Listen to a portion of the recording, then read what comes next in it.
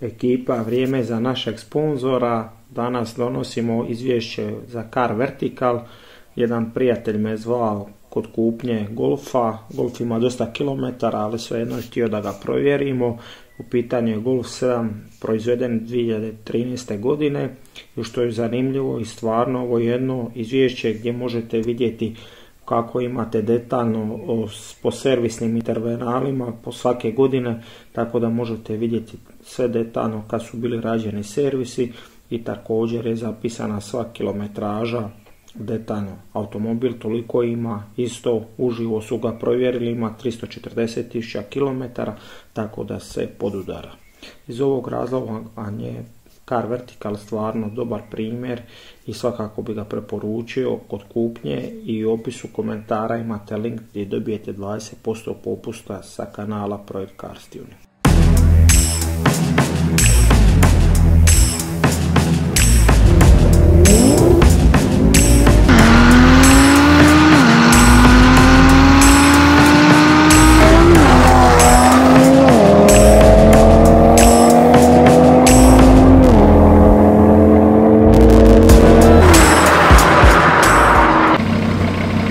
Se igram malo testira da vidimo šta novi turbo donosi.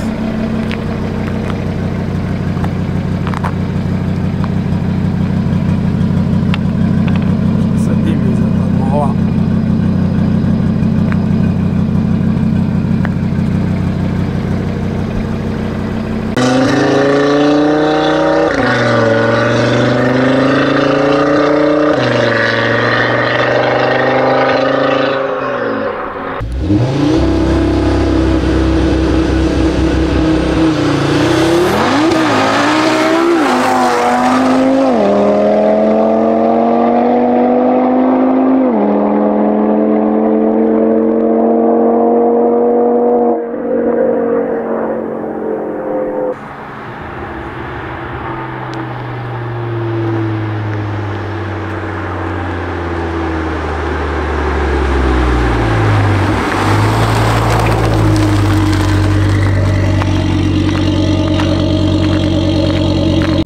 Jerko, ma logove gledaju.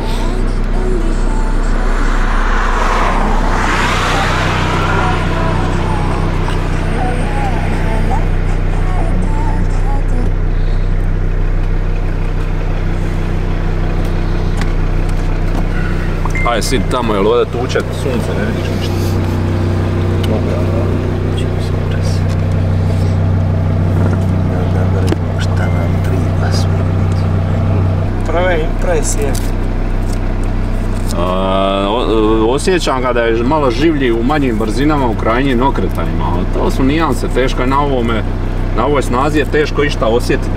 Ali evo primjera radi, znači sad sam išao 4.22, DA je znači 4.22 sam išao 100 do 200, DA na tim uvjetima 322, jutros kad smo mi mjerili DA je bio 14, temperatura je bila 1 stupanj, sad je 13 stupnjeva i DA je 322, na ovim uvjetima ja bi recimo išao negdje 4.4 otprilike, 4.45, po mojom mišljenju išao bi minimalno 0.2 sporije 100 do 200, znači to bi nam trebalo pomoći, znači u principu dobivam točno ono što sam i očekivao. Ako bude 0.2 to će biti dobar posao. Kad si ti na ovim brojkama, tu je 0.2, to je ogromna snaga. A to ćeš ide neki? To su ti temperature, ovdje su ti znači boost, u ovome ti je redu boost, ovdje ti je retardacije. Ne, ovdje su ti retardacije. Ako je sunce, pa to možda ništa vidi, ali ne vidim ja. Teo što si ti rekao... Znači, evo, znači sad na ovim uvjetima 9.68, znači... S malo lošijim startom. S malo lošijim startom, tako je. Znači, 2.6, 2.5. A dobro, tako je. I šta je još najbitnije, to ćeš najbolje vidi kad budeš testirao ti u nekim najidealnijim uvjetima, pa što poredi baš kako treba. Da, hvala mene. Dok Jerko pregledava log, bitno da je sve u redu. Ima nešto Ne, šta je ovo cilindar 3? gleda se 8 retardacija ti je samo u svjetlo kao ovamo. A koliko? -1, -3. To ti je maksimum 3 u jednom. Ali to više prišao. Nešto, ne da se to sam čas da vidimo nešto.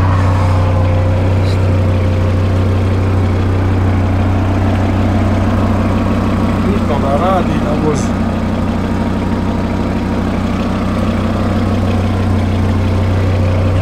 Moraš na sad nešto 10% još. Šta? Bez gejta. To u mapi sada toliko, more on ima više od toga. Nismo razumjeli. Šta? Nije mu na maksimu Ne, map je zadan, nego vidi kad je tebi sad tlak 2-2. Prije Westgate bio, ajmo reći, na 95%, on sad uvati 2-2 i on sam smanji. Smanji Westgate. Kužiš. Znači ima prostora za još gurnice u mapu. Če su iza, dobro, ovo sam još daleko.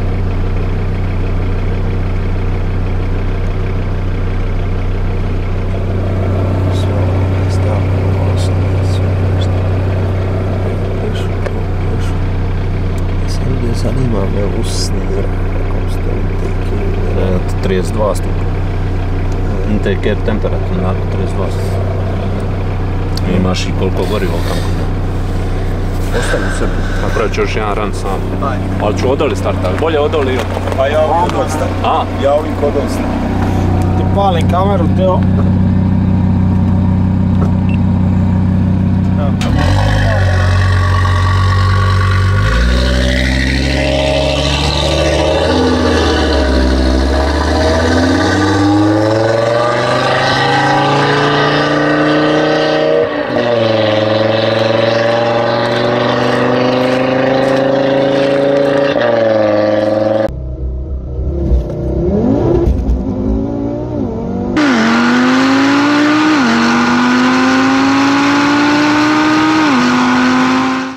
Ekipa sada u autu, malo da iskomentiramo brojke, već po par prvih ranova možemo dati neku usporedbu. Teo je to naravno bolje zna i vidio jer je napravio preko 2000 ranova na ovome turbu i vidi neke razlike. Kao što znate, Teovo najbolje vrijeme od 100 do 203.94 nije napravljeno na Kukuzovcu, napravljeno na drugoj lokaciji i u boljim uvjetima. Ali za usporedbu ima svoje najbolje vrijeme na Kukuzovcu sa turbom TT77 koji je bio prije i to vrijeme je identično kao nekoliko ranova već na ovome novom turbu, ali si imao bolje uvjete i imao si Husier gume, ako se sjećate kad smo testirali, koji su 18-ke lakše i manja je bila temperatura zraka, gustoća zraka, tako da već po tome možemo iščitati da je ovaj s ovim turbom automobil brži. Pa tako je, upravo se, znači sve si to dobro rekao. U principu, moje najbolje vrijeme na Kukuzovcu u nekim ovakvim uvjetima, znači sa radije i temperatura i to sve, možda sa ovakvim setupom, je, ja mislim, 4,45. Sada sam odradio 4,17, znači to je praktički blizu 0,3 brže 100 do 200 nego na prošlome turbu. Ja sam i očekivao, znači sam Tit Hrvoje, da sam uvijek govorio da ovaj turbo može biti maksimalno brži od 0,2 do 0,3 100 do 200, ali me iznenadila jedna me stvar iznenadila kod ovog turba, šta je, osjeti se baš puno koliko je jači u krajnjim okretajima, naročito kad se zaspula recimo treću brzinu iz malih okretaja, kad kreneš pa od 5,5-6 okretaja se stvarno osjeti koliko je stvarno jači taj turbo, koliko puni nekako žilavije i osjećam baš da me priljubi malo više zasjec. Naravno, nisu to neke sada drastične razlike, ali... Ne može biti na ovoj konjaži 70 konja puno ne igra. Pa 60 do 70 konja smo mi dobili, po mojoj procjeni auto sad ima nekih 880 do 900 konja. Ti znaš isto da ja nikad nisam pobornik mirenja tih konja, niti mene to puno zanima jel ima, koliko konja ima. Meni je više su mi bitne brojke 100 do 200 i to je ono što mene najviše zanima. Ali stvarno sam sretan i zadovoljan sam sa ovim turbom i sa ovim setupom. jer vidim da turbo ima potencijal i nadam se da bi mogao za 0.3 skinuti svoje vrijeme 100 do 200 u nekim idealnim uvjetima, a to bi stvarno onda bilo jedno jako brutalno brzo vrijeme. To bi trebalo biti neki 3.6 do 200, ali opet to su sad samo računice, kalkulacije i pretpostavke, a ostaće na meni da vidim koliko ćemo uspjeti stvari skinuti to vrijeme. Ja ću nastojati da gledam da uvjeti budu identični ko što su bili na danu kad sam napravio rekord, tako da vidit ćemo, sve ćemo vidjeti. Isto moramo naglasiti da si već skinio jedno vrijeme od 200 do 250. Da, to smo skinuli stvarno lagano i tu se stvarno vidi koliko taj turbo i nakon 200 koliko on stvarno jako grabi, koliko ne usporava jednostavno grabiti. Jednostavno ne možeš pustiti gas koliko je zabavno i zanimljivo. Koliko vuče i traži. Stvarno jako zanimljiv turbo. Tu se stvarno vidi koliko sa nekim minimalnim preinakama na remenicama, jer tu je stvarno jako mala razlika u tim turbinama. Znači, praktički ovi turbo ima na usisnoj strani 1,5 mm manju propelu, a na ispušnoj strani ima 3 mm veću. Znači, to su neke minimalne razlike u tim turbinama, a koliko ti u stvari može dati više snage i koliko ti može dati bolji osjećaj na ubrzanju i sve ostalo. Zanimljivo, i moramo naglasiti da je turbo njemačke firme HP. Tako je. Turbo je njemačke firme High Performance Germany. Turbo je stvarno, napravili su stvarno odličan posao s njim. Taj turbo nije ball bearing turbo. On je znači na piksne, obični turbo na piksnama. Ali radi odlično, stvarno odlično. Točno kako sam i očekivao. Da, oni su već sa prethodnim svojim turbom imali dobre rezultate, gdje je on u startu bio 20-30 konja jači nego TT777 i na nagovor neki tebe si odlučio probat testirati njihov turbo, i to je zanimljivo što ćemo sad u serijalu imati obe na TT8PP, Jerko će ima ekskluzivni turbo novi od TT Turbo Engineeringsa i ti imaš samo da se vidimo, znaćemo najbolje šta je najbolja opcija kod nas bude. U principu, moja prva ideja bila je, prije nego što sam kupio ovaj auto, biti kad sam ga i kupio, nismo znali odmah da će ja ići na Stage 3 od elektronika i to sve. I moja prva ideja je bila da idemo na ovi TC800 turbo. Samo jednostavno tada ovi High Performance nije bilo jednostavno lako doći do njih, mi smo im slali poruke, mailove, zipkali ih. Ali oni su jednostavno bili toliko... Tako je, nisu ni oni očekivali da ću ni ja imati tako brz auto i brz setup.